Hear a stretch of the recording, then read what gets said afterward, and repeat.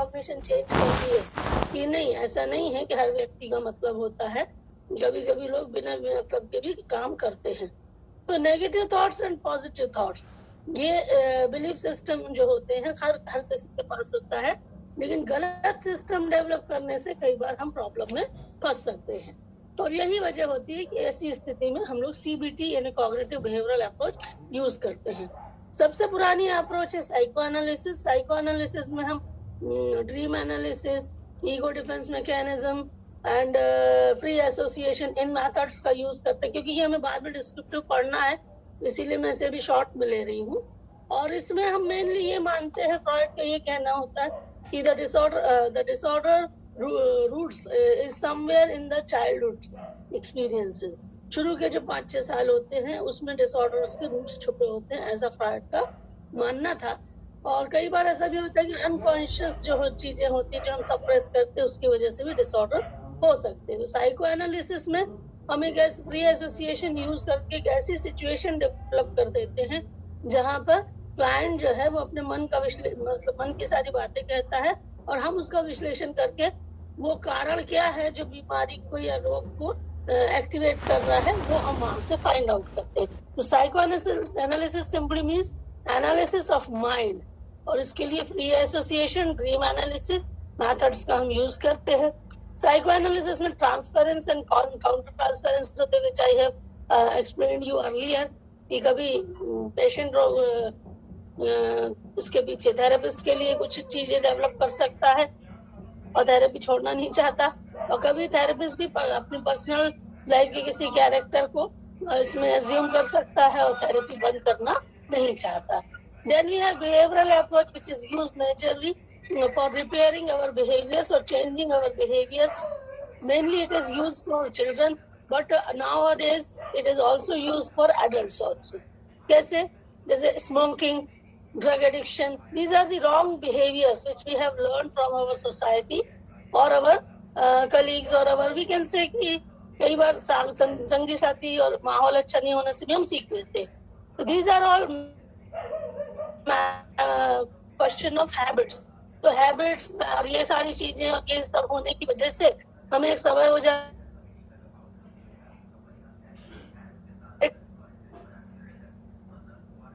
हैं। एडिक्ट होने के कारण हम लोग कभी भी किसी भी स्थिति में क्या होता है, हमें ड्रग चाहिए, स्मोकिंग चाहिए, और इस तरीके से हमको बिहेवियर ऑल्टर करने होते हैं या मॉडिफाई करने होते हैं या सुधार करना होता है। ये तीनों चीजें हम यूज कर सकते हैं।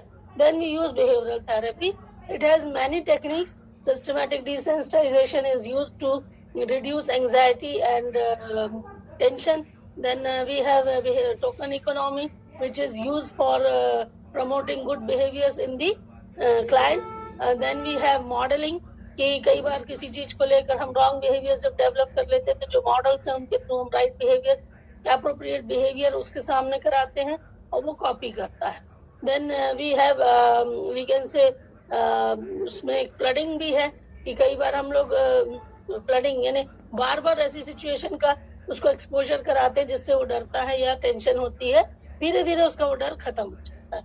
सो we have many techniques in behavioural part. तो यू कैन अंडरस्टैंड कि जब अगर प्रॉब्लम डिसऑर्डर संबंधी है या हमें कॉज समझ में नहीं आ रहा तो हम साइको एनालिसिस यूज करेंगे। When the cause is visible तो और वो बैड हैबिट से रिलेटेड है तो हम बिहेवियरल थेरेपी यूज करेंगे। When the cause is hidden in what, in thought system, और वी कैन से कि thinking pattern of the individual, then we use cognitive behavioural therapy.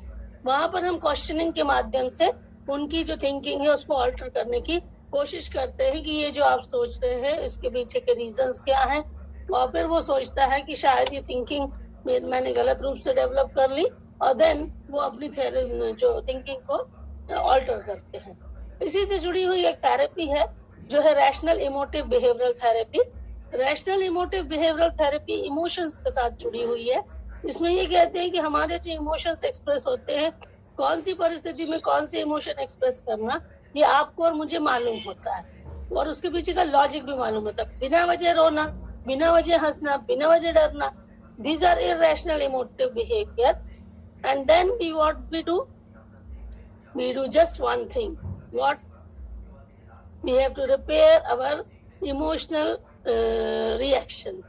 ठीक, तो इसमें हम rational emotive behavior therapy use कर सकते हैं when we have problem of improper emotional reactions. Okay, then we have TA. Transactional analysis is most of the मतलब is mostly used in a business firms and business situation.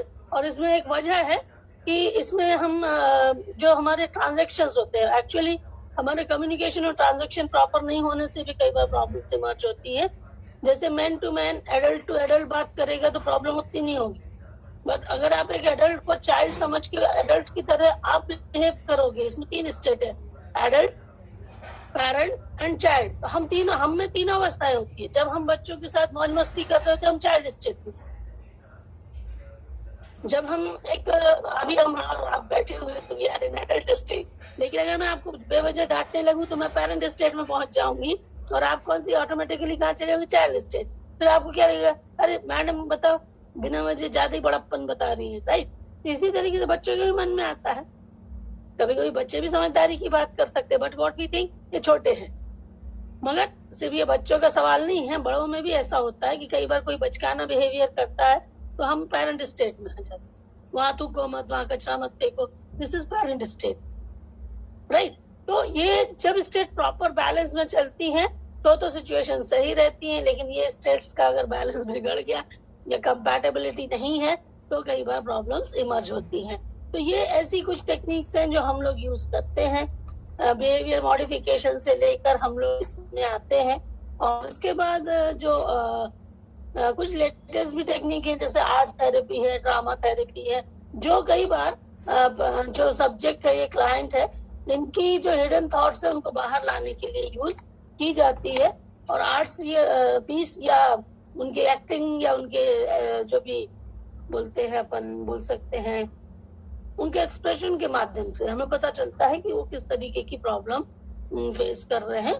क्योंकि जो चीजें वो directly नहीं express कर सकते वो कभी कभी आर्ट थेरेपी या ड्रामा थेरेपी में दिखा सकते हैं. Then we have reality therapy, जिसमें ग्लेजर ने दिया है कि हम लोगों को कॉन्शियसनेस डेवलप करनी चाहिए और ह्यूमन बीइंग एक कॉन्शियस लेवल पर काम करता है. यानी ये फ्रॉइड के अपोजिट थेरेपी है, लेकिन ये भी काफी सर्व करती है कि ये ह्यूमनिस्टिक से थोड़ी सी ओत-प्रोत है. ह्यूमनिस्टिक अप्रोच ये कहती है कि if you want we can grow ourself in a positive way. ठीक है, वही चीज ये कहती है कि ह्यूमन नेचर के बारे में हमें अपनी अवेयरनेस अगर है तो we can grow very well. लेकिन अगर अवेयरनेस नहीं है तो हम अपने आप को ग्रो अप मतलब ग्रो मीन्स कि डेवलप नहीं कर पाएंगे.